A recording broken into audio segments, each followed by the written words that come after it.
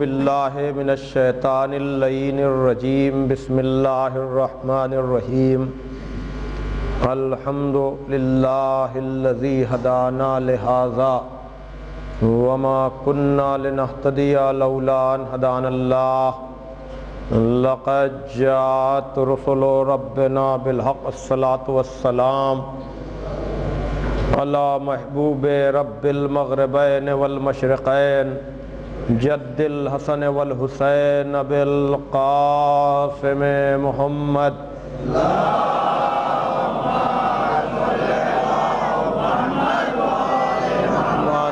اہل بیتہ الطیبین الطاہرین المعصومین المظلومین ولعنۃ اللہ علی اعدائہم اجمعین من الآن الی یوم الدین اما بعد فقد قال علی علیہ السلام بسم اللہ الرحمن الرحیم الاسلام هو التسلیم والتسلیم هو الیقین والیقین هو التصدیق والتصدیق هو الاقرار والاقرار هو الاداء والاداء هو العمل۔ بزرگان محترم و دوستان عزیز، کل ایک گفتگو حقیقت اسلام کے عنوان سے ہم نے شروع کی۔ کل کی گفتگو تمہید تھی، لیکن آج کی تاریخ جو 1430 ہجری کے آغاز کی تاریخ ہے، محرم کا چاند افق پر نمودار ہو چکا۔ آپ نے اپنے اعتبار سے نماز مغربین کے بعد اپنے معمول زندگی کو تھوڑا بدل دیا۔ کل تک نماز کے فوراً بعد ہم اور آپ مصافحہ کرتے تھے، اس لیے کہ مصافحہ کرنا، معانقہ کرنا ایک اعتبار سے خوشی اور مسرت کے موقع پر، لیکن مجلس تو ہوگی، لیکن مجلس سے پہلے ہی جیسے ہی ہمارے ذہن میں یہ تصور آیا کہ محرم کا چاند نمودار ہو گیا، ہم نے اپنے کو آمادہ کیا کہ بی بی زہرا ہم آپ کے بیٹے کے غم میں غمزدہ ہیں۔ 1430 ہجری کا آغاز ذکر حسین سے ہو رہا ہے۔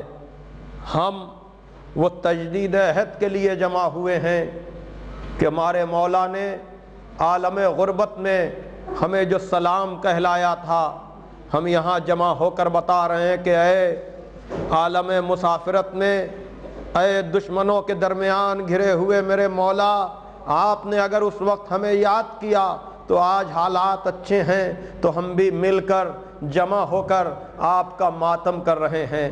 اور یہ آپ کے لیے شرف کی بات ہے، بزرگی کی بات ہے۔ لوگ بات کرتے ہیں کہ تمہارا نسب کیا ہے، تمہارا سلسلہ کیا ہے، تمہارا شجرہ کیا ہے، لیکن کیا یہ مقام فخر نہیں ہے کہ ہم اس شجرے میں ہیں جس شجرے کی بنیاد جناب زہرا نے رکھی تھی؟ مقام شکر ہے یہ کہ جب پیغمبر اسلام نے خبر دی ہے کہ میری بیٹی تمہارا لاڈلا کربلا کے میدان میں 3 دن کا بھوکا پیاسا ذبح کیا جائے گا، تو جناب زہرا نے یہ نہیں پوچھا کہ بابا حسین کی قربانی سے کیا اسلام بچ جائے گا۔ یہ سوال اس وقت ہوتا جب اسلام کی اور حسین کی قربانی میں کوئی کمی ہوتی۔ نہیں، ماں قربانی کے لیے تو تیار تھی، لیکن یاد رکھیے گا جو جتنا کامل ہوتا ہے اس کو رشتے کا اتنا ہی خیال ہوتا ہے۔ دیکھیے، جو جتنا پاک و پاکیزہ ہوگا اس کو رشتے کا اتنا ہی خیال ہوگا۔ یعنی رشتے ہیں نا، باپ بیٹے کا رشتہ، ماں باپ کا رشتہ، ماں اور بیٹے کا رشتہ، جو جتنا کامل ہوتا جائے گا اس کی محبت میں اضافہ ہوتا چلا جائے گا۔ یقیناً ذمہ داریاں اپنی جگہ پر، لیکن ماں نے پوچھا کہ بابا آپ اتنا تو بتائیے کہ جب میرا لال کربلا کے میدان میں شہید ہوگا تو کیا آپ ہوں گے؟ کیا علی ہوں گے، کیا میں ہوں گی، کیا حسن ہوں گے؟ تو روایت کے جملے یہ ہیں کہ پیغمبر اسلام نے کہا فی زمان خالی انی وان کے وان علی وان حسن، یہ اس زمانے کا واقعہ ہے جب یہ دنیا خالی ہوگی، میں نہ ہوں گا، تم نہ ہوگی، علی نہ ہوں گے، حسن نہ ہوں گے۔ اب ماں تڑپ گئی، کہا بابا پھر اتنا تو بتائیے، پھر میرے لال کا ماتم کون کرے گا، پھر میرے لال کو روئے گا کون؟ مقام شکر ہے، مقام شکر ہے، یہ لوگ دوڑتے ہوئے چلے آ رہے ہیں، ہم سال کا آغاز حسین پر رونے سے کر رہے ہیں تاکہ ہم یہ بتا سکیں جس کی تمنا زہرا نے کی تھی ہمارا اسی شجرے سے تعلق ہے، ہمارا اسی نسب سے تعلق ہے۔ کہا بیٹی نہ گھبراؤ، خدا تا قیام قیامت ایک ایسی قوم پیدا کرتا رہے گا جس کے بزرگ حسین کے بزرگوں کا ماتم کریں گے۔ نوجوانوں سنو رسول کیا کہہ رہے ہیں، جس کے جوان حسین کے جوانوں کا ماتم کریں گے، جس کے بچے حسین کے بچوں کا ماتم کریں گے، جس کی عورتیں حسین کی عورتوں کا ماتم کریں گی۔ یاد رکھیے گا عزیزو، یقیناً عزاداری میں ہماری ماں بہنوں کا بہت بڑا حصہ ہے، یعنی وہ مجلسوں میں بھی شریک ہوتی ہیں اور گھر کے کام بھی کرتی ہیں اور ذمہ داریوں کو بھی پورا کرتی ہیں۔ آج ہم جو عزادار ہیں یہ ہماری ماں کی پاکیزگی کی علامت ہے کہ بچپنے میں ماں عزا خانے میں لے کر جاتی ہے، علم کا سایہ علم کی ہوا دیتی ہے کہ میرا بچہ عزادار نکلے، یا حسین یا عباس۔ تو یہ کس کی تمنا ہے عزیزو؟ جناب زہرا نے تمنا کی تھی۔ عام طور سے ہمارے اور آپ کے ذہن میں یہی ہے کہ جناب زینب نے مجلسوں کا آغاز کیا، لیکن یقیناً جناب زینب نے فرش عزا تو بچھا ہے، لیکن تمنائے عزائے حسین خود ماں نے کی ہے کہ میرے لال کا ماتم کون کرے گا؟ میں کہوں گا بی بی زہرا آئیے، کانودر مومنین کی بستی ہے، اتنے لوگ جمع ہوئے ہیں، بی بی زہرا آئیے اپنے لال کا پرسہ قبول کیجئے۔ اور پھر عزیزو یاد رکھیے گا، جب کوئی کسی کی صفے عزا بچھاتا ہے، آپ کو حسین سے محبت ہے، پوری بستی حسین کے غم میں ڈوبی ہوئی ہے، تو جو اپنے کو محب حسین سمجھتا ہے سب دوڑتے چلے آ رہے ہیں۔ چلو چاند ہو گیا، چلو چاند رات ہو گئی، تو مجھے آپ بتائیں، آپ کو دعوی محبت ہے تو آپ تو چلے آ رہے ہیں، لیکن جو حسین کا وارث ہے، جو حسین کا وارث ہے، میں کیسے مانوں؟ لیکن آپ روئیں گے تو پانی کے آنسو روئیں گے۔ جو حسین کا وارث ہے وہ کہتا ہے ہمارے ماں باپ آپ پر قربان، اے میرے جد مظلوم، ہم آپ پر آنسوؤں کے بدلے خون کے آنسو روتے ہیں۔ عزیزو آپ تنہا شریک غم حسین نہیں ہیں، آپ کے زمانے کا امام آپ کے ساتھ ہے۔ مجھے نہیں معلوم کتنے لوگوں نے افق پر چاند دیکھا نہیں، لیکن صبح سے اس بات کا انتظار تھا کہ آج محرم کا چاند ہو جائے گا۔ جس نے بھی دیکھا ہوگا اس کے اوپر ایک غم کی کیفیت طاری ہوئی ہوگی۔ لیکن آپ کربلا میں تو نہ تھے، لیکن ذرا سید سجاد سے پوچھئے، جب 61 ہجری کے بعد جناب سید سجاد نے چاند دیکھا ہوگا تو کربلا کا پورا منظر ذہن میں آ گیا ہوگا۔ علامہ رشید ترابی مرحوم بتاتے ہیں کہ جب بعد کربلا سید سجاد محرم کا چاند دیکھتے تھے تو اتنا روتے تھے کہ آپ کے سینے پر آنسو جاری ہو جاتے تھے۔ اور جب 8ویں امام محرم کا چاند دیکھتے تھے تو طرز زندگی بدل جاتا تھا، انداز زندگی بدل جاتا تھا۔ اور جب کوئی پوچھتا تھا مولا یہ طریقہ کیوں بدل گیا؟ کہا تمہیں نہیں پتا، یہی تو وہ مہینہ ہے جس میں آل محمد اجڑ گئے، یہی تو وہ مہینہ ہے جس میں بھوکے پیاسے آل محمد کو شہید کر دیا گیا، یہی تو وہ قیامت کا مہینہ ہے جس میں رسول زادیاں دیار بدیار پھرائی گئیں۔ یہ جملے ہیں کہ یہ وہ مہینہ ہے کہ ہم اس طرح سے تڑپتے ہیں جیسے پانی کے بنا مچھلی تڑپتی ہے، ہمیں عزائے حسین میں سکون ملتا ہے۔ ہاں عزیزو، سب لوگ مصروف رہنے کے باوجود شریک غم حسین ہیں تاکہ یہ بتا سکیں کہ مولا ہم آپ کے چاہنے والے ہیں۔ اسلام پر قربانی دینے والا حسین، اس نے آپ کو یاد کیا تھا۔ کل میں نے جہاں پر گفتگو تمام کی تھی کہ اے سید سجاد، جب قید سے چھٹ کر وطن جانا تو میرے چاہنے والوں کو میرا سلام کہنا، اور کہنا شرط وفا یہ ہے کہ جب ٹھنڈا پانی پینا میں کہوں گا اے کریم ابن کریم، کیا کہنا تیرے کرم کا، تو نے پانی نہیں کہا بلکہ ٹھنڈا پانی کہا، اس لیے کہ چاہنے والوں کو ہماری پیاس یاد آ جائے۔ اور آپ کو یاد کیا ہے کہ اے میرے چاہنے والوں، کاش تم کربلا میں ہوتے اور تم دیکھتے کہ میں اپنے 6 مہینے کے بچے کے لیے کس طرح سے پانی مانگ رہا تھا، لیکن دشمنوں نے جزاکم ربکم، آپ کی بستی میں سبیل بھی ہے، اور آج بھی کلکتہ میں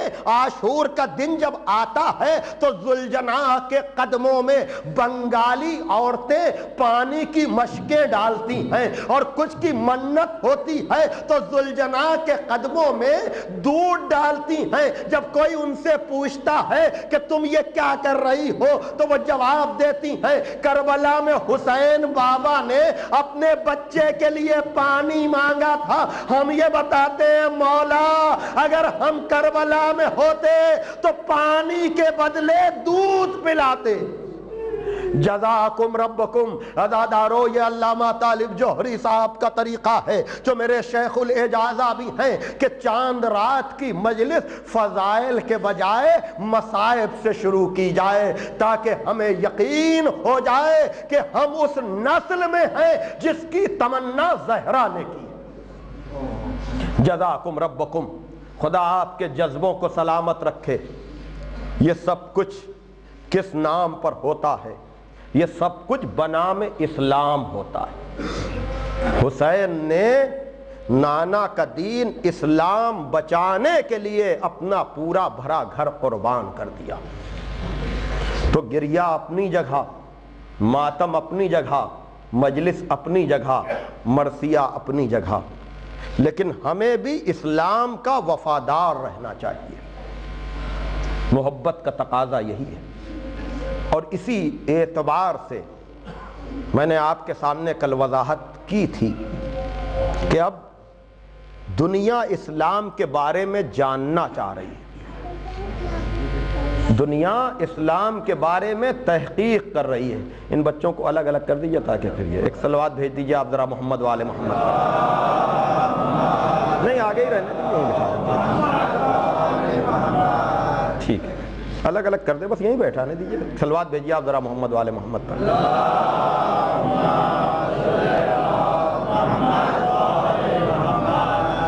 تو حقیقت اسلام میری گفتگو کا موضوع ہے، اور اس کے لیے میں نے خدائے فصاحت، مولائے بلاغت، سرکار امیر المومنین علی ابن ابی طالب علیہ السلام کے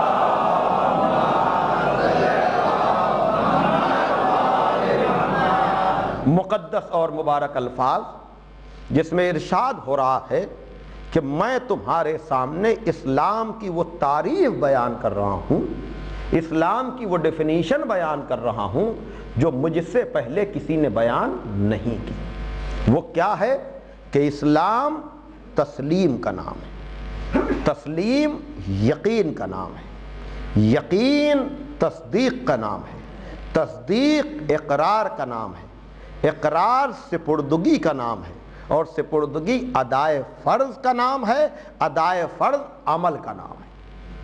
تو کل میں نے آپ کے سامنے یہ بات پہنچانے کی کوشش کی تھی اپنے ٹوٹے پھوٹے الفاظ میں کہ ادائے فرض ہی عمل ہے، اسی لیے آپ کسی خاص چیز سے ادائے فرض کو مخصوص نہیں کر سکتے۔ عام طور سے ہمارے اور آپ کے ذہنوں میں یہی بات ہے کہ پہلی منزل انسان، پھر مسلمان، پھر مومن، پھر ایمان کے درجے، پھر نبی، رسول، امام، یہ ترتیب ہے۔ لیکن کل میں نے جو بات آپ کے سامنے کہی کہ خود اسلام میں بھی درجے ہیں، توجہ کیجئے گا، خود اسلام میں درجے ہیں، اس لیے کہ کل میں نے آپ کے سامنے وضاحت کر دی کہ آغاز اسلام، ابتدائی اسلام یہ ہے کہ انسان کلمہ پڑھ لے، اس کو مسلم کہا جائے گا۔ جو بھی کلمہ پڑھ لے وہ مسلم ہے، لیکن ایسا نہیں ہے کہ صرف جو کلمہ گو ہو اسی کو مسلم کہا جائے۔ کیا مطلب؟ یہ تو درجے ہیں۔ کیوں درجے ہیں؟ اس لیے کہ سورہ انعام میں ارشاد ہو رہا ہے اپنے اعتبار سے، جہاں پر پہچنوایا جا رہا ہے، جہاں پر منوایا جا رہا ہے کہ پروردگار عالم جس کی بھی ہدایت کرتا ہے اس کا سینہ اسلام کے لیے کشادہ کر دیتا ہے۔ اور پھر یہ سلسلہ اور آگے بڑھتا ہے کہ کلمہ پڑھ لیا انسان نے، لیکن یہاں بھی اسلام کافی نہیں سمجھا گیا، بلکہ سورہ حجرات میں ارشاد فرمایا قاتلت الاعراب آمنا۔ جب اعراب، عرب کے بدو، سعودی عرب کے بدو، وہ جو بادیہ نشین تھے، وہ آ کر کہتے تھے کہ ہم ایمان لائے، قل لم تؤمنوا ولکن قولوا اسلمنا، تم ایمان نہیں لائے ہو ان سے کہہ دو، بلکہ تم یہ کہو کہ ہم اسلام لائے۔ توجہ فرمائی آپ نے، یعنی یہاں پر یہ بتایا جا رہا ہے کہ اسلام کے بعد کی منزل ایمان ہے، اور یہ عام فکر ہے جو قرآن بھی جس کا قائل ہے، قرآن اس کا مخالف نہیں ہے کہ پہلی منزل پر اسلام پھر ایمان۔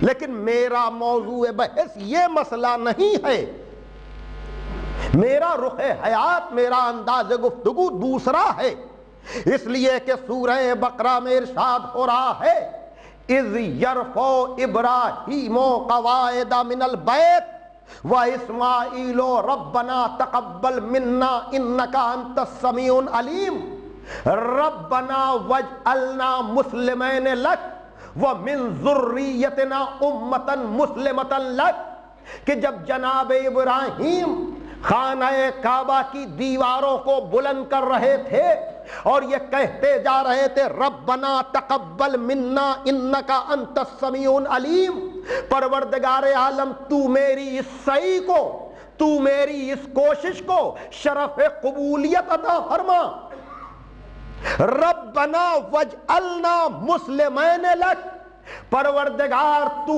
ہم کو اور ابراہیم کو مسلم قرار دے۔ توجہ کیجئے گا، وَمِن ذُرِّيَّتِنَا أُمَّةً مُسْلِمَةً لَكَ، اور ہماری ذریت میں ایک امت مسلمہ بنا۔ تو ایک طرف اعراب سے، بدوؤں سے کہا جا رہا ہے کہ تم دعوے ایمان نہ کرو بلکہ اپنے کو مسلمان کہو۔ توجہ کیجئے گا، دوسری طرف ابراہیم کعبہ بنا رہے ہیں، معصوم ہیں، نبی ہیں، صاحب شریعت ہیں، لیکن کہہ رہے ہیں پروردگار ہم دونوں کو اپنا مسلم بنا لے۔ توجہ کیجئے گا میں کس منزل پر گفتگو کر رہا ہوں، اس کا مطلب یہ ہے کہ ایک اسلام ابتدائی ہے جس کے بعد منزل ایمان ہے، لیکن ایک اسلام حقیقی ہے جس تک پہنچنے کے لیے ایک نبی دعا کر رہا ہے، ایک صاحب کتاب دعا کر رہا ہے۔ اس کا مطلب یہ ہے کہ یہ اسلام خالی زبان سے کلمہ پڑھنے کا نام نہیں ہے، بلکہ یہ وہ اسلام ہے جو منزل تسلیم پر ہو، جو منزل تسلیم پر ہو۔ کیا مطلب؟ اسماعیل کے لیے، اپنے لیے کہہ رہے ہیں کہ ہمیں اپنا مسلم بنا لے۔ تو کیا یہ وہی اسلام ہے جو عربوں کا تھا، جو بدوؤں کا تھا، جس کے لیے کہا جا رہا ہے قولوا اسلمنا، تم اپنے کو مسلمان کہو؟ تو وہ تو مسلمان کہنے کو کہا جا رہا ہے، اور یہاں ابراہیم دعا کر رہے ہیں کہ پروردگار ہمیں اپنا مسلمان بنا لے، ہمیں اپنا مسلمان بنا لے۔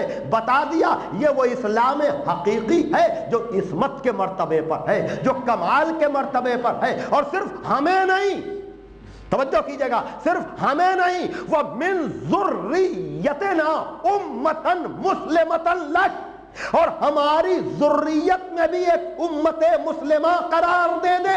بتا دیا یہ امت عام امت نہیں ہے. یہ عام امت اگر ہوتی تو ذریت میں نہ ہوتی، اس لیے کہ جس ذریت کی دعا کر رہے ہیں وہ خالی مسلمان نہیں ہے بلکہ وہ تو امام ہے. کیوں؟ اس لیے کہ ذریت کی دعا دوسری جگہ بھی جناب ابراہیم نے کی ہے کہ انی جاعلک للناس اماما وقال من ذریتی قال لا ینال عہد الظالمین. جب جناب ابراہیم کو لوگوں کا امام بنایا گیا تو فوراً ابراہیم نے کہا پروردگار میری ذریت میں، تو انکار نہیں کیا، کہا یہ عہدہ ظالموں تک نہیں جائے گا. تو اس کا مطلب یہ ہے کہ ایک اسلام ابتدائی ہے جس میں سب کلمہ پڑھنے والے ہیں. ایک اسلام حقیقی ہے کہ جہاں پر کلمے کے بعد بندے کا خود کچھ نہ رہ جائے، سب کچھ خدا کا ہو جائے. صلوات بھیجئے محمد و آل محمد پر.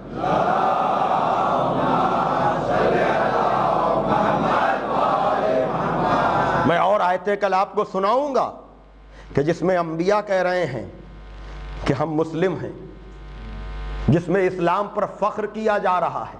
دیکھیے ہمارے یہاں تو درجہ بندی ہو جاتی ہے، لیکن جب اسلام کے درجے کی بات ہوتی ہے تو مولا کائنات کیا کہہ رہے ہیں؟ اسلام تسلیم کا نام ہے. اور جب تسلیم کی منزل آ جائے تو آدمی اپنا کچھ سمجھے ہی نہیں، سب کچھ اس کا ہو جائے، سب کچھ اس پروردگار کا ہو جائے، پھر جو وہ چاہے وہ ہو. اور پھر یہاں پر دیکھیے آپ ایک بات پوری طرح سے اپنے دل میں آج ہی اتار لیجئے. دیکھیے یہ شبیہ ہے، عزا خانہ ہے اور مسجد ہے اور تعمیرات ہیں، اور پھر اس کے بعد پورا ایک سلسلہ ہے کار خیر کا. لیکن ہم نے 10 دن مجلسیں کی، سوچا کہ بہت بڑا کام کر لیا. 2 مہینے شریک عزائے حسین رہے، سوچا کہ ہم سے بڑا کوئی نہیں ہے. مسجد میں چندہ دے دیا، سوچنے لگے کہ کیا کہنا، ہم سے بڑا کوئی نہیں ہے.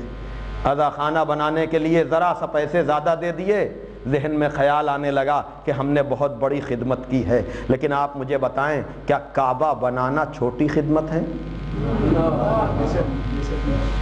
ابراہیم معمار کعبہ ہیں، ابراہیم کعبے کی تعمیر کرنے والے ہیں، لیکن تعمیر کعبہ کے بعد مغرور نہیں بنے.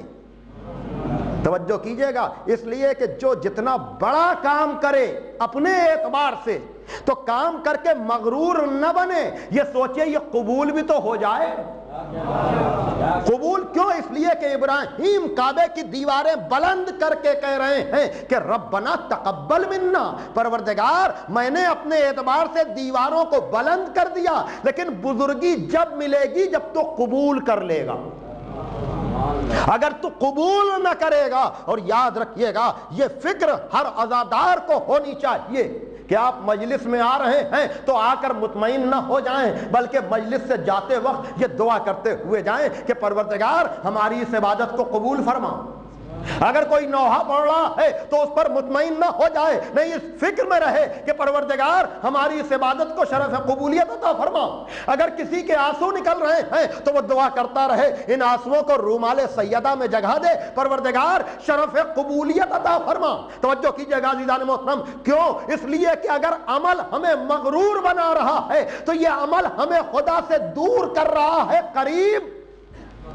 کل میں نے جو بات آپ کے سامنے عرض کی تھی، پھر نہج البلاغہ کا میں حوالہ دے رہا ہوں، اور وہ یہ کہ سرکار امیر المومنین نے کہا وہ اچھا عمل جو انسان کو مغرور بنا دے، لیکن جس رخ سے جملہ ہے اسی تک رہنے دیجئے گا، ایسا نہ ہو کہ اس کا مس یوز ہونے لگے. اس لیے کہ یہ جملہ سوائے علی کے کوئی کہہ ہی نہیں سکتا.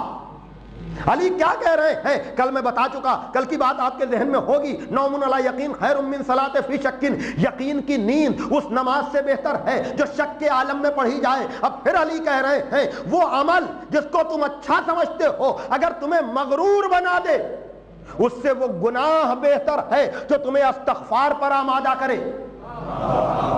کیا مطلب؟ یعنی اسی پس منظر میں سنیے گا. کیوں؟ اس لیے کہ آپ نے اپنے اعتبار سے اچھا عمل کیا, لیکن اگر آپ مغرور بنے تو وہ قربتاً اللہ نہ ہوا. اس لیے کہ غرور آپ کو خدا سے دور کرے گا. لیکن بظاہر اگر آپ نے کوئی گناہ بھی کیا, لیکن گناہ کے بعد آپ توبہ کرنے لگے اور آپ استغفار کی طرف راغب ہوئے, تو یہ استغفار آپ کو خدا سے قریب کرے گا. لیکن قرب کی یہ منزل, اس کا یہ مطلب نہیں کہ کوئی گناہگار بن جائے. نہیں, علی یہ بتانا چاہ رہے ہیں کہ جب بھی تم کوئی اچھا عمل کرو تو فکر یہ ہونا چاہیے کہ ہم خدا سے قریب ہوں, ہم خدا سے قریب ہوں. اگر قرب حاصل نہیں ہو رہا ہے تو عبادت کا مقصد حاصل نہیں ہو پائے گا. اسی لیے سرکار سید الشہداء امام حسین علیہ السلام سے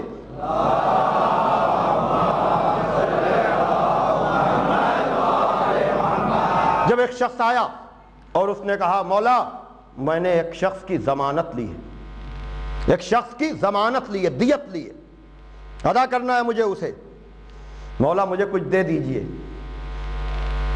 تاکہ دیت ادا کر کے دوں. اب یہی وہ منزل تھی کہ بتا دیا کہ قاتل کی ضمانت لی ہے اور دیت ادا کرنی ہے. کہیں سے کچھ آیا ہوا تھا ہدیہ, تحفہ. امام نے کہا المعروف بقدر المعرفہ, نیکی معرفت کے اعتبار سے ہوگی. تو جتنا میرے سوالوں کا جواب دے گا اتنا حصہ اس میں سے دے دیا جائے گا. بتا دیا کہ بھیک مانگ کر لینا اور ہے, معرفت کی بنیاد پر لینا اور ہے.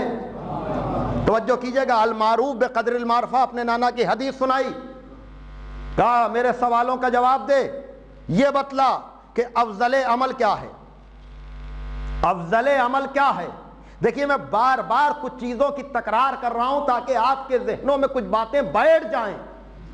دیکھیے عمل سے ہمارے ذہن میں فوراً جو سوال پیدا ہوتا ہے وہی ایک فہرست جو میں نے کل آپ کو سنائی, لیکن وہ معرفت والا تھا. اس لیے اس نے فوراً کہا مولا پوچھئے, اگر آتا ہوگا تو بتا دوں گا ورنہ آپ سے پوچھ لوں گا. کہا کہ یہ بتلا افضل عمل کیا ہے. ہم اور آپ ہوتے تو کیا بتاتے, اپنے اپنے اعتبار سے جو چیز ہمیں پسند ہوتی. اس لیے کہ بعض لوگ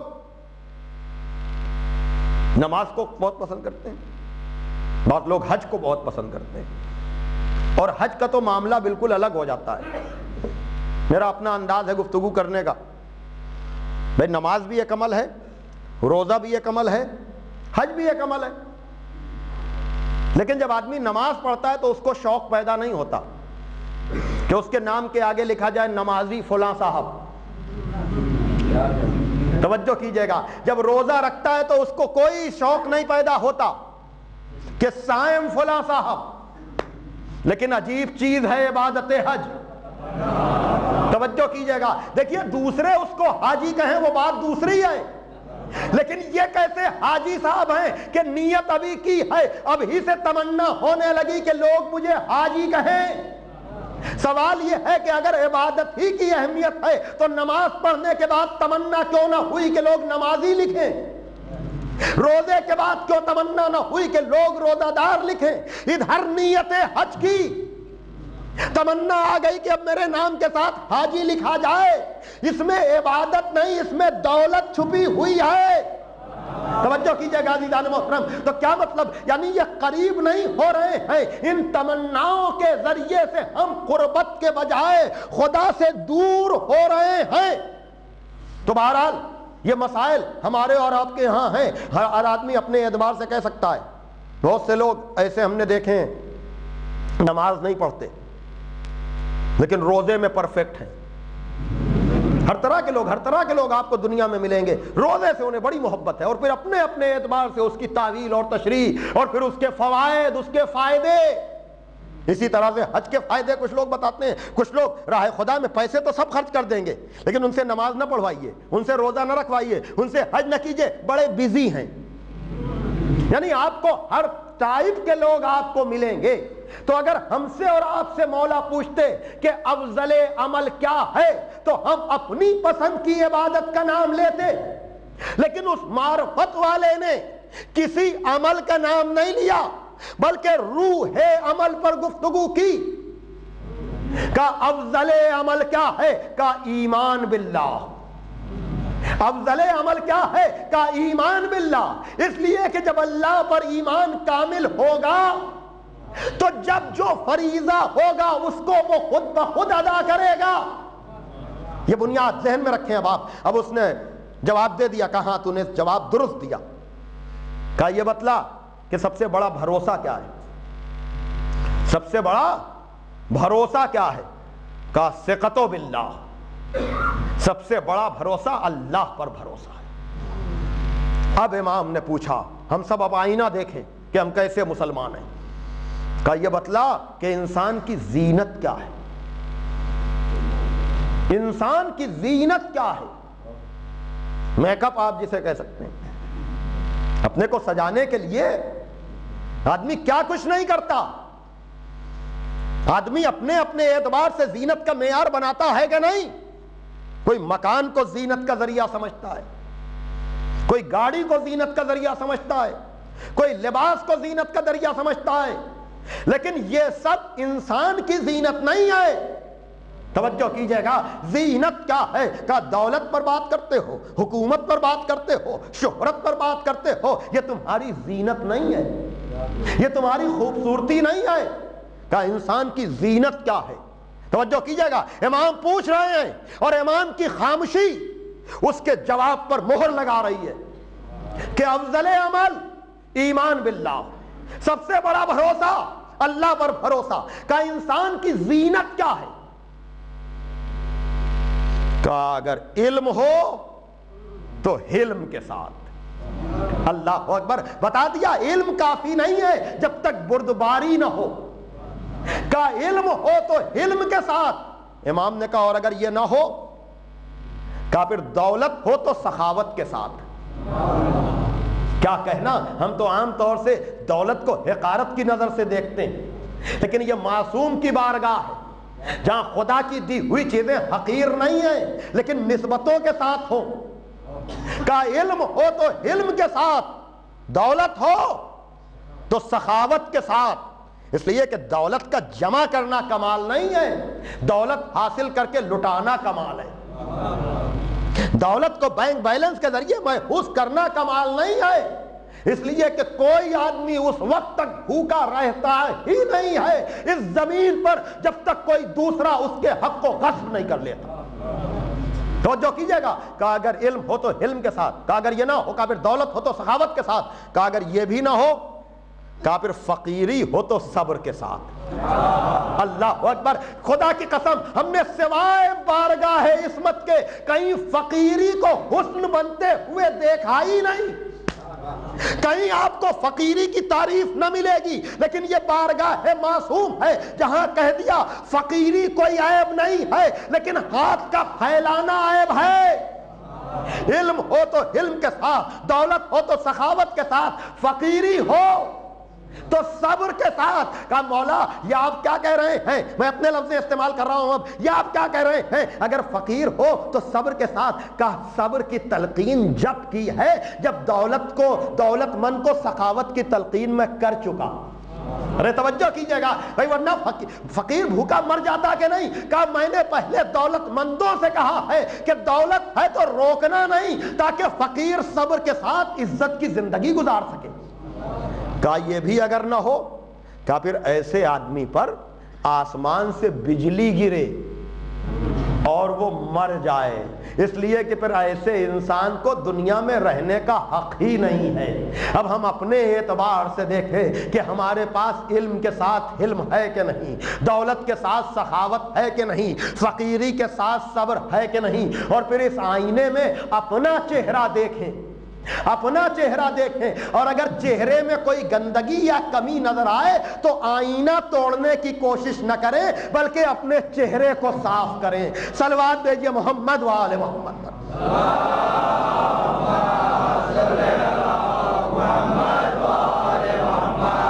بہرحال اس میں بھی بہت سے اسباب, بہت سے پیغامات اس واقعے میں چھپے ہوئے ہیں, لیکن پھر وہی وہیں پر بات میں پھر لا رہا ہوں کہ اسلام تسلیم کا نام ہے. یہی پیغام ایمان میں دیا جا رہا ہے کہ نماز نہ دیکھو، روزہ نہ دیکھو، حج نہ دیکھو، زکوٰۃ نہ دیکھو، خمس نہ دیکھو، یہ دیکھو ایمان ہے کہ نہیں.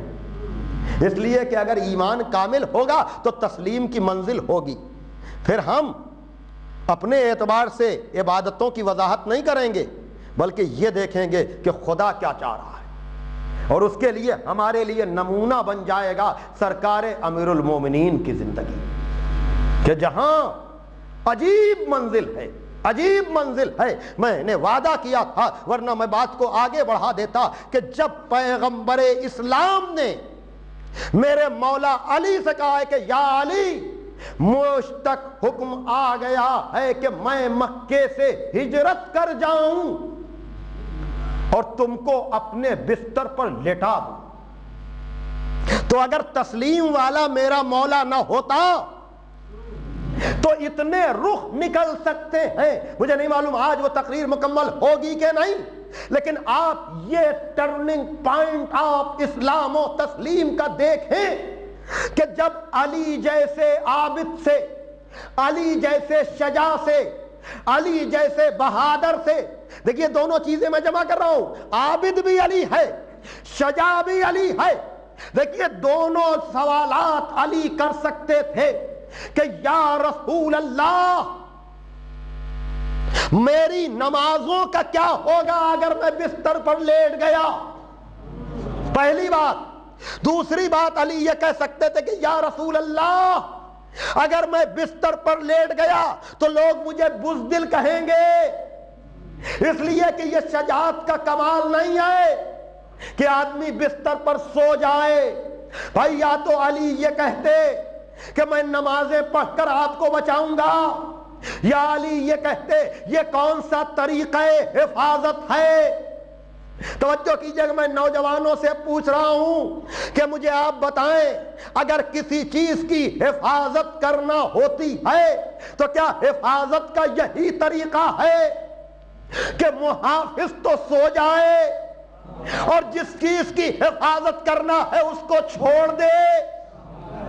بھائی توجہ کیجئے گا، اگر منزل تسلیم نہ ہو تو آدمی سمجھ ہی نہیں سکتا. بھائی ہونا یہ چاہیے تھا کہ میرے مولا علی کہتے کہ یا رسول اللہ آپ سوئیے، میں ہوں شجاع، میں بہادر بن کر دروازے پر کھڑا رہوں گا، دیکھتا ہوں کس کی ہمت ہے جو آپ کو مار لیتا ہے. یا دوسرا طریقہ یہ ہوتا کہ یا رسول اللہ اگر مکے میں آپ کو نہیں رہنا ہے تو میں سو کر کیا کروں گا، جہاں آپ جائیں گے وہاں میں جاؤں گا. بھائی یہ سارے طریقے ہیں کہ نہیں، لیکن ایک منزل اور آگے کی ہے. مجھے آپ بتائیں، میں نے آپ کا اتنا وقت لیا یہ سمجھانے کی کوشش کی، یہ بتانے کی کوشش کی کہ اسلام حقیقی یہ ہے کہ سوال نہ ہو، چوچرا نہ ہو، بلا سوال کے سر تسلیم خم کر لیا جائے. لیکن اب اسے کیا کیا جائے کہ علی کہہ رہے ہیں کہ یا رسول اللہ کیا میرے سو رہنے سے آپ کی جان بچ جائے گی؟ میں کہوں گا یا علی آپ جیسا صاحب تسلیم یہ کوشچن کیوں کر رہا ہے پیغمبر سے؟ جب رسول کہہ رہے ہیں کہ سو جائیے تو کمال تسلیم تو یہ ہے کہ بلا سوال کے سو جائیے. بھائی یہی ہے نا. مجھے آپ بتائیں کمال تسلیم کیا تھا کہ نبی نے کہا ہوتا علی سو گئے ہوتے. لیکن کل کی گفتگو اگر آپ کے ذہن میں ہے تو لطف آئے گا. علی کہیں گے میری کسی فضیلت کو امت نے تنہا نہیں رہنے دیا، ہر فضیلت میں ملاوٹ کرنے کی کوشش کی. اگر میں داماد رسول بنا، توجہ کیجئے گا، تو امت نے کسی کو دو دو بیٹیاں فراہم کر دی. کہا علی نے تو ایک پیغمبر کی بیٹی سے شادی کی، لیکن فلاں صاحب ذوالنورین ہے. ذوالنورین کیا مطلب؟ یعنی دو نور والے. تشریح کیا کی؟ کہ چونکہ فلاں صاحب کی شادیاں ایک نہیں دو دو پیغمبر کی دو بیٹیوں سے ہوئی، اس لیے ذوالنورین. یعنی دو نور والے، لیکن یہیں پر تو ماتم کرنے کو دل چاہتا ہے عقل کے اوپر کہ نبی کو نور نہ مانیں گے، بیٹیوں کو نور مانیں گے۔ یہ ذو نورین کیا ہوتا ہے؟ کہا دو نور والے، یعنی بیٹیاں تو نور ہو جائیں اور باپ نورانی نہ ہو۔ بھائی توجہ فرما رہے ہیں کہ نہیں؟ تو اب عزیزان محترم کہا کہ ہم داماد بنے، آئے گی تفصیل انشاءاللہ، لطف لیں گے آپ کہ کوئی بھی علی کی فضیلت، مولانا بیٹھے ہوئے ہیں، صاحبان علم بیٹھے ہوئے ہیں، یاد رکھیے گا ترتیب قرآن نزول کے مطابق تو نہیں ہے، ظاہر سی بات ہے کہ مکی سورہ آخر میں ہے اور مدنی سورہ شروع میں ہے، لیکن یہ طے ہے، صرف علمی اشارہ میں کر رہا ہوں صاحبان فہم کے لیے، لیکن یہ طے ہے کہ جو بھی ترتیب ہے یہ نبی اور علی کی دی ہوئی ہے، لیکن علی تنہا نہ رہے اس لیے نام بڑھا دیا گیا کہ فلاں نے قرآن ترتیب دیا۔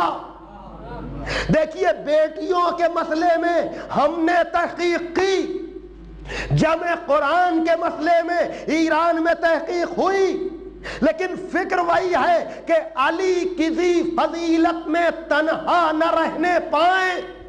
توجہ کیجئے گا، یہ امت نے کوشش کی دشمنی علی میں، تو علی کہیں گے میرے جیسا تسلیم والا تو تم دکھا ہی نہیں سکتے، لیکن اگر یہ سمجھنا چاہتے ہو کہ میں نے کیوں پوچھا کہ کیا میرے سو رہنے سے آپ کی جان بچ جائے گی، کا امت ایک افسانہ گڑھے گی۔ توجہ کیجئے گا کہ ہجرت کی شب خالی علی نہیں ہے، بلکہ کوئی اور بھی ہے جو پیغمبر کے ساتھ ساتھ ہے۔ ارے توجہ کیجئے گا، میں پیغمبر سے سوال کر رہا ہوں کہ یا رسول اللہ کیا میرے سو رہنے سے آپ کی جان بچ جائے گی؟ کہنے کا مقصد یہ ہے کہ اگر سونے سے جان بچے تو سوؤں، اور ساتھ چلنے سے جان بچے تو ساتھ چلوں، تاکہ مورخ اعتراض نہ کرے بلکہ چاہنے والے سمجھ جائیں کہ میرے سونے سے جان بچی ہے، کسی کے رونے سے نہیں بچی۔ صلوات بھیجئے محمد و آل محمد پر۔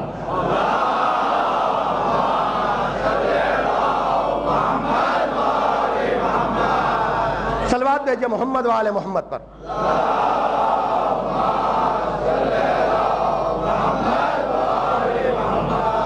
میرے سونے سے جان بچی ہے، اگر میں نہ سوتا، توجہ کیجئے گا، اور پھر یہی وہ منزل ہے کہ وَمِنَ النَّاسِ مَن يَشْرِي نَفْسَهُ ابْتِغَاءَ مَرْضَاتِ اللَّهِ۔ لوگوں میں سے کچھ لوگ ایسے ہیں جو اپنی جان بیچ کر خدا کی مرضی لے لیا کرتے ہیں۔ دیکھیے اگر آپ تسلسل چاہتے ہیں تو تھوڑا سا آپ کو بھی نتیجہ نکالنا پڑے گا۔ میں نے شروع میں واقعہ جو بیان کیا کہ سائل نے جواب دیا کہ افضل عمل کیا ہے؟ ایمان باللہ۔ اعمال ہیں، بہت اعمال ہیں، اور ان اعمال میں سب سے اہم چیز جو ہے وہ جہاد ہے، سب سے اہم چیز جہاد ہے۔ تفصیل پھر کبھی، اس لیے کہ اگر میں بات کو پھیلانا شروع کروں گا تو مجلس کہاں سے کہاں چلی جائے گی۔ میں اپنے موضوع پر رہتے ہوئے آپ کی خدمت کرنا چاہ رہا ہوں عزیزان محترم کہ علی نے ہجرت کی شب اللہ کی مرضی لی۔ نماز کس لیے؟ رضائے خالق کے لیے۔ روزہ کس لیے؟ رضائے خالق کے لیے۔ حج کس لیے؟ رضائے خالق کے لیے۔ زکوٰۃ کس لیے؟ رضائے خالق کے لیے۔ جہاد کس لیے؟ رضائے خالق کے لیے۔ بھائی توجہ کیجئے گا، یعنی اصل میں خالق راضی ہو جائے۔ اور یاد رکھیے گا قریب ہونے کے یہی معنی ہے۔ آپ سے کہا کہ آپ میرا کام فلاں صاحب سے کرا دیجئے، تو آپ نے کہا ارے وہ مجھ سے بہت قریب ہیں۔ توجہ کیجئے گا، اس کا یہ مطلب نہیں کہ آپ ان سے ملے بیٹھے ہیں، نہیں، وہ آپ کی مرضی کا خیال رکھتے ہیں، اس لیے آپ نے کہا وہ ہمارے قریب ہیں۔ توجہ کیجئے گا عزیزان محترم. لیکن اب جہاں پر میں آپ کو لانا چاہ رہا ہوں کہ یاد رکھیے گا کہ علی نے خالی اپنی جان سپرد نہیں کی، بلکہ جب خندق کا موقع آیا تو علی جب میدان میں گئے تو پیغمبر نے تلوار چلنے کے بعد کہا ضربت علی یوم الخندق افضل من عبادت الثقلین. علی کی ایک ضربت ثقلین کی عبادت پر بھاری ہے. میں کہوں گا یا علی آپ کے فضائل اپنے کمال پر ہیں، لیکن یہ کیا ہو رہا ہے؟ جہاں تلوار چل رہی ہے وہاں آپ کی ضربت ثقلین کی عبادت پر بھاری ہو رہی ہے. اب آپ پھر مجھے بتائیں جہاد بھی عبادت کا جز ہے کہ نہیں؟ اور جہاد سے بڑا کوئی عمل ہے جہاں انسان جان پر کھیل کر اللہ کی رضا حاصل کرے؟ توجہ کیجئے گا، دیکھیے سونا کوئی عمل نہیں ہے، سونا کوئی ورک نہیں ہے، لیکن میری سمجھ میں نہیں آتا جہاں سو گئے وہاں تو مرضی دے دی، اور جہاں تلوار باقاعدہ چل رہی ہے وہاں عبادت پر ایک ضربت بھاری ہو رہی ہے. میں کہوں گا پروردگار جب علی جان پر کھیل کر میدان میں امر جیسے کے سامنے آ گئے وہاں تو اعلان کر دے کہ ہم نے اللہ نے اپنی مرضی علی کو دے دی. بھائی جب جان پر کھیل رہے ہیں، جب تو مرضی نہیں صرف جہاد کی ایک ضربت ثقلین کی عبادت پر بھاری ہو رہی ہے، لیکن جہاں سو رہے ہیں وہاں پوری مرضی مل رہی ہے. کہا جتنے بھروسے کا اظہار سونے میں ہو رہا ہے اتنا تلوار چلانے میں نہیں ہو رہا ہے. ایک تلوار دیجئے محمد والے محمد پر.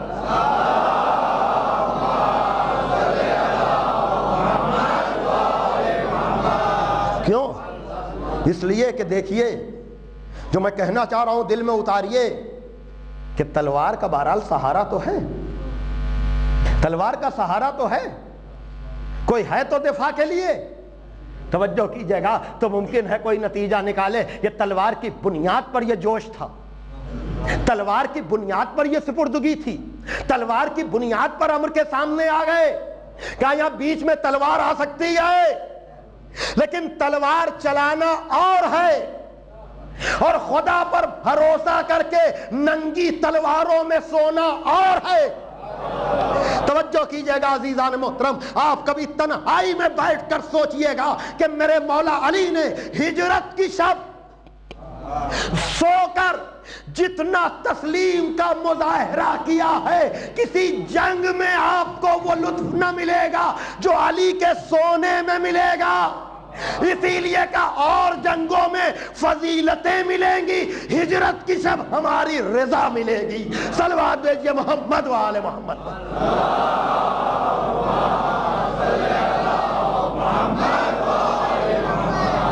رضا الہی، رضا الہی. اور جس کو خدا کی رضا مل جائے پھر اس کا نفس اپنا نفس نہیں رہتا، پھر اس کا نفس خدا کا نفس ہو جاتا ہے. اور علی کی کوئی بھی چیز تنہا نہیں ہے. امتن مسلمتن. بھائی توجہ کیجئے گا، ابراہیم نے خالی ایک کو نہیں مانگا، پوری امت کو مانگا.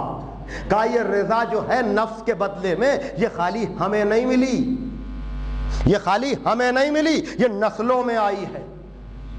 اب وہ لوگ جو علی کے پاس بیعت کا مطالبہ لے کر جا رہے ہیں وہ غلط فہمی کا شکار ہیں. سن 11 ہجری میں توجہ کیجئے گا وہ مطالبہ بیعت بیجا کر رہے ہیں، اس لیے کہ ہجرت کی شب جو اپنا نفس بیچ چکا اب بکا ہوا مال کون خریدے گا؟ توجہ کیجئے گا یعنی علی سے مطالبہ بیعت ہی ابس ہے. اس لیے کہ علی کا نفس ہوتا جب کوئی جا کر بیعت مانگتا تو جو اپنا نفس خدا کے ہاتھ بیچ دے وہ کسی ظالم کی بیعت نہیں کیا کرتا. اور یہ خالی علی نہیں، علی کی ساری اولادوں نے۔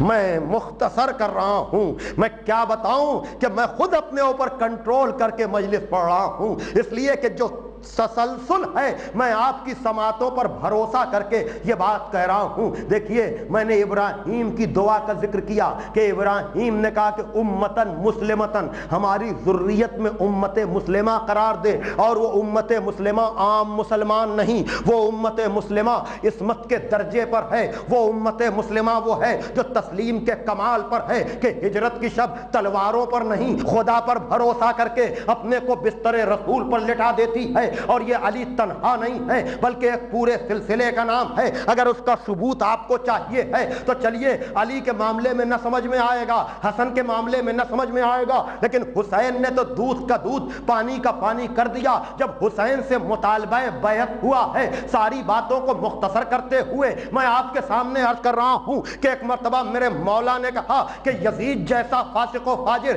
یزید جیسا بدکار انسان، میں اس کی بیعت کیسے کر سکتا ہوں؟ لیکن حسین نے ایک جملہ کہا ہے جو آپ اپنے ذہن میں محفوظ رکھیں۔ حسین نے کہا مجھ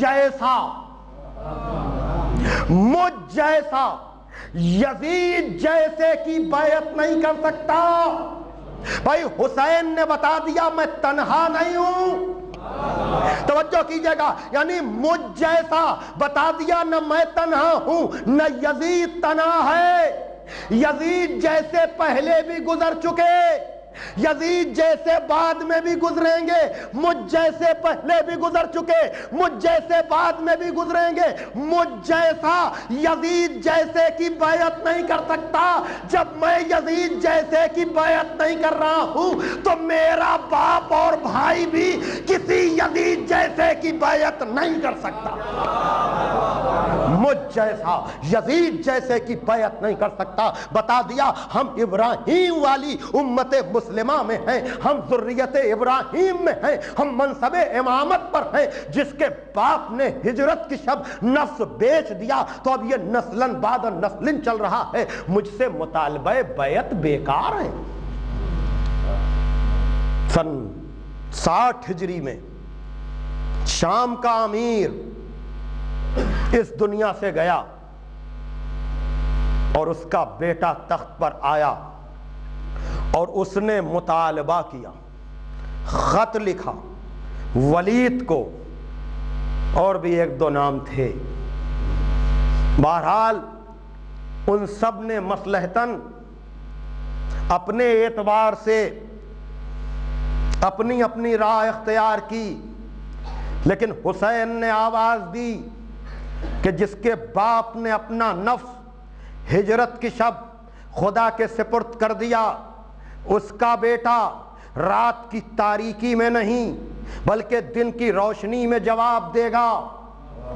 حسین ابن علی آگے پیچھے کے سارے جوابات لے کر دربار میں گئے اور بتا دیا کہ ہمارے ساتھ ہمارے چاہنے والے ضرور ہیں، لیکن جس طرح باپ نہیں ڈرا اسی طرح سے حسین خوفزدہ نہیں ہے۔ اگر حسین خوفزدہ ہوتے تو عباس و علی اکبر کو دربار میں ساتھ لے جاتے، سب کو باہر روکا، کہا میں تنہا دربار میں جا رہا ہوں، اگر میری آواز بلند ہو تو تم سب دربار میں آ جانا۔ ایک مرتبہ حسین دربار میں گئے، سجا ہوا دربار میں حسین سے مطالبہ بیعت، اور مطالبہ بیعت سے پہلے حسین کو معاویہ کی خبر مرگ۔ ایک مرتبہ حسین نے اپنے اعتبار سے کہا کہ یہ فیصلہ، یہ باتیں یہ مجھ سے کیوں کر رہا ہے، یزید کے لیے مجھ سے تو بیعت کیوں لے رہا ہے، تو ایسی باتیں نہ کر، میں تجھ کو بتاؤں گا، میں جواب دوں گا۔ بہرحال بغل میں مروان بیٹھا ہوا تھا اور اس نے کہا کہ اگر آج حسین نکل گئے تو پھر حسین کبھی ہاتھ نہ آئیں گے، یعنی گویا کہ حسین پر ایک طرح کا الزام لگایا۔ لیکن ایک مرتبہ شیر خدا کے شیر نے، ابو تراب کے بیٹے نے، علی کے وارث نے کہا مروان تو کس طرح کی بات کر رہا ہے، تو میرے اوپر اعتراف کر رہا ہے۔ حسین کی اس آواز کا بلند ہونا تھا کہ حیدر کرار کے لال عباس نے اپنے ساتھ بنی ہاشم کو دربار میں پہنچا دیا۔ اب جملے یہ ہیں کہ میان سے جس کی تلوار سب سے پہلے نکلی وہ سوائے عباس کے اور کوئی نہیں تھا، لیکن ایک مرتبہ حسین نے بتایا کہ یہ صبر و تسلیم کی راہ ہے۔ عباس کے ہاتھ پر ہاتھ رکھ دیا کہ عباس میری طرف سے ابتدا نہیں ہونی چاہیے، عباس میری طرف سے آغاز نہیں ہونا چاہیے۔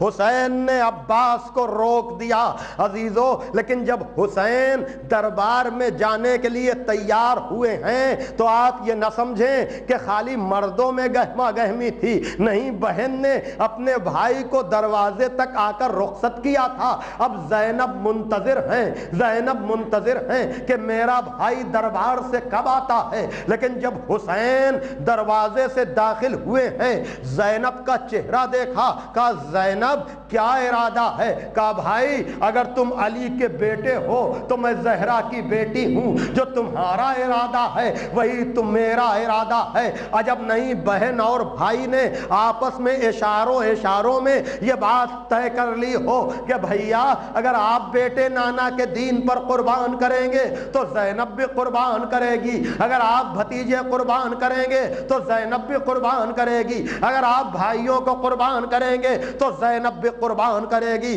ہاں عزیزو، اب گھر میں تیاری ہونے لگی، کہا بہن مدینہ چھوڑنا ہے، بہن یہاں سے مکے کی طرف جانا ہے۔ بہن وہ وقت آ پہنچا جس کا میں نے وعدہ اپنے نانا سے کیا تھا۔ عزیزو 27ویں کا دن گزرا، جب 27ویں کی رات آئی ہے تو حسین ابن علی کبھی بھائی کی قبر پر جاتے تھے، کبھی ماں کی قبر پر جاتے تھے، کبھی نانا کی قبر پر جاتے تھے، لیکن علامہ طالب جوہری صاحب قبلہ کے یہ جملے ہیں کہ جب حسین 28ویں رجب کی رات حسن کی قبر پر جا رہے تھے تو سکون و اطمینان کے ساتھ، جب نانا کے مزار پر جا رہے تھے تو کوہ وقار بن کر جا رہے تھے، لیکن جب یہ 57 برس کا حسین اپنی ماں کی قبر کی طرف جا رہا تھا تو اس طرح سے جا رہے تھے جیسے کوئی چھوٹا بچہ۔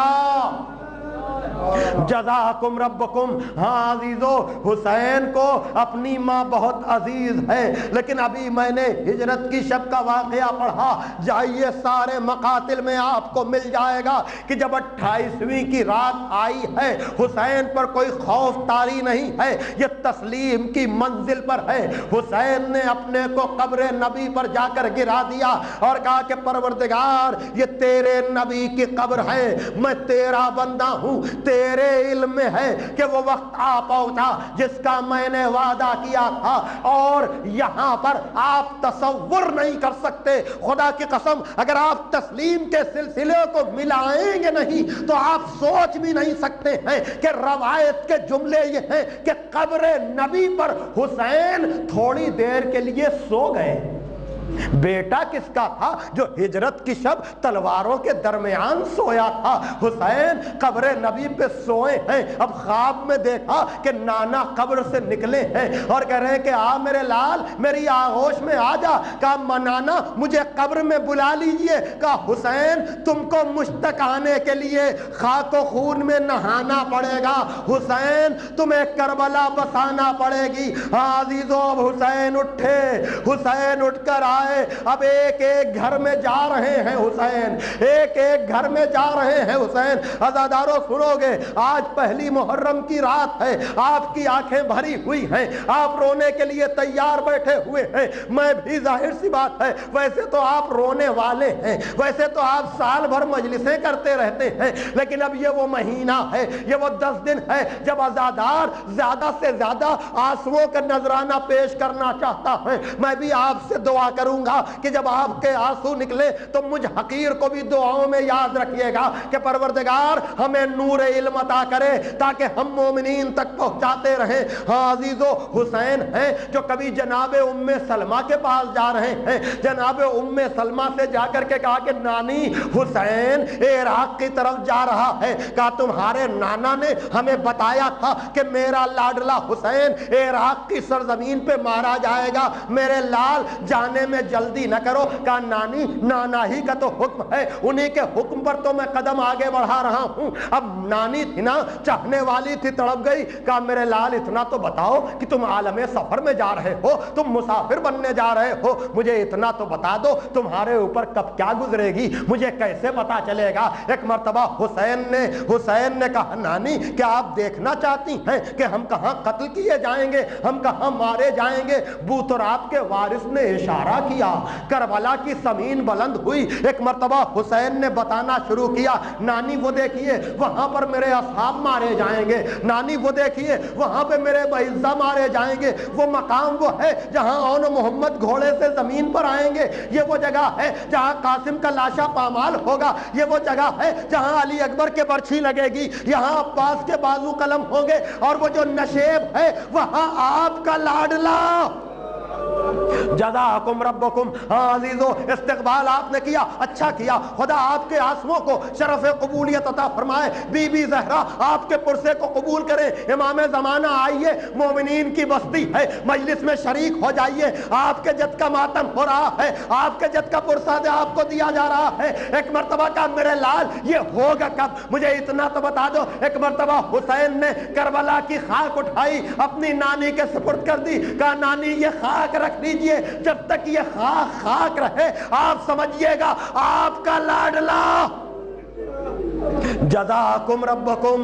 ہاں عزیزو، اس لیے کہ ام سلمہ نے خاک لے لی۔ یہ جو تعزیے ہیں نا، یہ جو علم ہے نا، آپ ان کو عبث نہ سمجھیے گا، آپ ان کو بیکار نہ سمجھیے گا۔ آپ جب اسے دیکھتے ہیں تو عباس یاد آتے ہیں، اسے دیکھتے ہیں تو مولا حسین یاد آتے ہیں۔ نوجوان کبھی نہ گھبرائیں، نوجوان کبھی نہ پریشان ہو کہ اس کی سند کیا ہے۔ بھائی اس کی سند دیکھنا ہے تو جا کر کے ام سلمہ سے پوچھ لو، رسول نے بھی خاک دی تھی، حسین نے بھی خاک دی، اب خاک نہیں ہے، وہ زیارت کا مرکز بنی ہوئی ہے۔ اب ام سلمہ ہر نماز کے بعد جا کر دیکھتی ہیں، وہ خاک ہے، زیارت کرتی ہیں۔ یہ وہی سلسلہ ہے کہ ہمارے پاس بھی کچھ چیزیں ہیں جس سے ہم حسین کو یاد کرتے ہیں۔ ہاں عزیزو، زمانہ گزرتا رہا، زمانے کے گزرنے کے ساتھ ساتھ ایک مرتبہ جب محرم قریب آ گیا، عزیزو یاد رکھیے گا، آپ نے چاند دیکھا، آپ پر ایک کیفیت طاری ہوئی، لیکن آپ جتنے مومن ہیں وہ اسی کیفیت طاری ہو جائے گی۔ کوئی امام زمانہ سے پوچھے، کوئی سید سجاد سے پوچھے،